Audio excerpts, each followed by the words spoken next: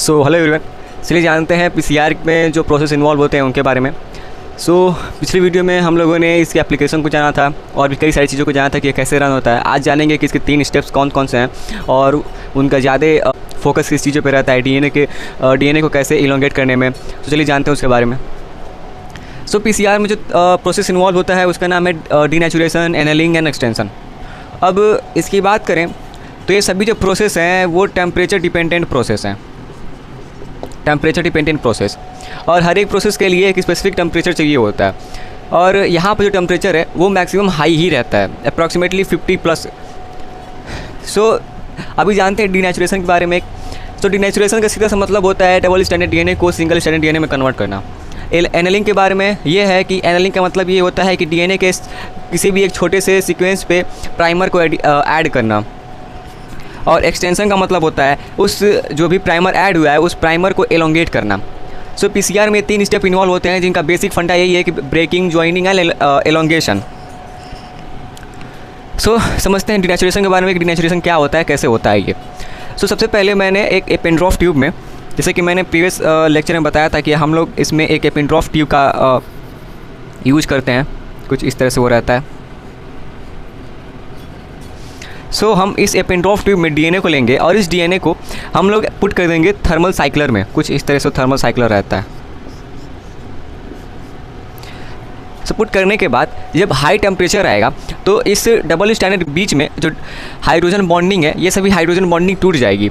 अब hydrogen bonding सीधी सी बात है कि किसी भी बॉन्ड को तोड़ने के लिए हाई टेम्परेचर रिक्वायर होता है। इसीलिए यहाँ पर जो टेम्परेचर है वो 96 to 98 डिग्री सेल्सियस के आसपास रहता है। अगर कभी क्वेश्चन आए कि पीसीआर में कौन सा स्टेप सबसे ज़्यादा टेम्परेचर पे रन करता है तो वो है डीनेचुरेशन, क्योंकि यहाँ पर बॉन्डिंग को तोड़ा जाता है और तोड़ करके एक डबल स्टैंडर्ड डीएनए को सिंगल स्टैंडर्ड डीएनए में कन्वर्ट कर दिया जाता है। ये तो हुआ ये। अब यहाँ पे क्या होगा कि जब ये जो डबल स्टैंडर्ड डीएनए है वहाँ से ये सभी जो सिंगल बॉन्ड है हाइड्रोजन वाले इनको ब्रेक कर दिया जाएगा। ब्रेक करने के बाद एक सिंगल स्टैंडर्ड डीएनए का फॉर्मेशन कर दिया जाएगा।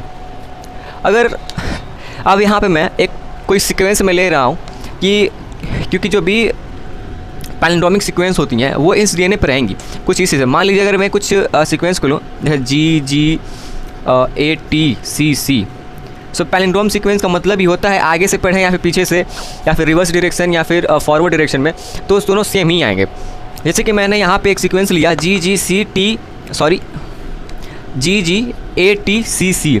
अब जब मैं इसको कॉम्प्लीमेंट्री सीक्वेंस बनाऊंगा तो यहाँ पे आ जाएगा GGATCC। अब मैं इसको इस डायरेक्शन में पढ़ूँ या फिर इस डायरेक्शन में पढ़ूँ, दोनों तरफ से जो सीक्वेंस है वो सेम ही आएंगे। एज इट इज़ अगर मैं हिंदी की बात करूँ, अगर ऐसे समझ में नहीं आ रहा है तो कई बार आप लोगों ने चम्मच सुना होगा जो कि नॉर्मल वर्ड है। अब इसको इधर से मैं पढ़ूँ या फिर इधर से मैं पढ़ूँ, दोनों साइड से अगर पढ़ते हैं तब भी इसका जो प्रोनाउंसिएशन है वो सेम ही रहेगा, चम्मच या फिर इधर से चम्मच। और इसी तरह ये भी। तो अगर मैं यहाँ पे एक सीक्वेंस को ले लूँ, क्योंकि प्राइमर को ऐड करने के लिए एक पर्टिकुलर सीक्वेंस चाहिए और वो जो पर्टिकुलर सीक्वेंस है वो बनाए जाते हैं एक पर्टिकुलर रेस्ट्रिक्शन एंजाइम के थ्रू। यहाँ पे देखिए मैंने इस सीक्वेंस को लिया GGATCC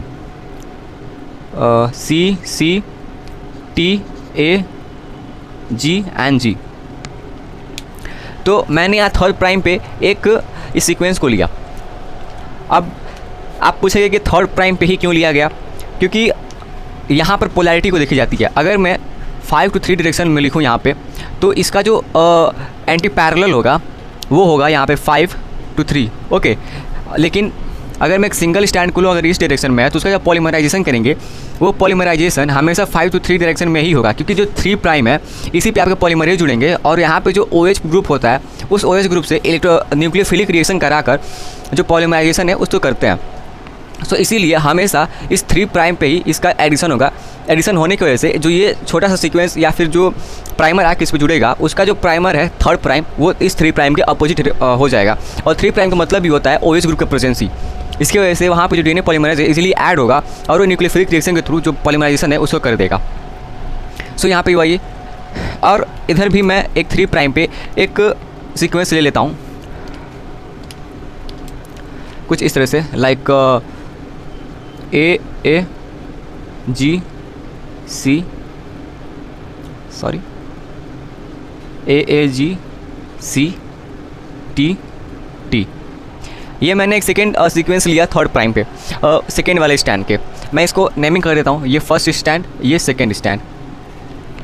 सो सबसे पहले हम इस जो सीक्वेंस हमने लिया उसको पहले लिख लेते हैं एक साइड, क्योंकि याद रहे। अब बात करते हैं एनेलिंग की कि एनेलिंग क्या होता है। सो एनेलिंग के प्रोसेस में हम लोग एक छोटे से 6 से 7 या फिर 8 न्यूक्लियोटाइड के प्राइमर को ऐड करते हैं इस जो हम लोगों ने सीक्वेंस लिया था उस पर। अब प्राइमर जो है इनके कॉम्प्लीमेंट्री होगा। मान लीजिए मैंने यहाँ पे G G A T C C को जो सीक्वेंस लिया है उसका जो कॉम्प्लीमेंट्री होगा वो होगा G G A T C and C। सो ये हुआ एक फर्स्ट स्टैंड का प्राइमर। और वहीं सेकेंड के स्टैंड के प्राइमर की बात करें तो वहाँ पे आएगा T T G C A and A, क्योंकि कॉम्प्लीमेंट्री बनाना है। ये हुआ सेकेंड स्टैंड का प्राइमर। अब एनेलिंग जो है इसका जो टेम्परेचर होता है, क्योंकि किस टेम्परेचर पे चलेगा, ये टेम्परेचर रिक्वायर होती है अप्रॉक्सीमेटली 50 to 65 डिग्री सेल्सियस के आसपास। सो एनेलिंग में ये होता है। अब एनेलिंग जब ये होगा प्रोसेस तो यहाँ पे क्या किया जाएगा, ये जो हमने प्राइमर लिया था इन सभी प्राइमर्स को यहाँ पे जोड़ दिया जाएगा कुछ इस तरह से।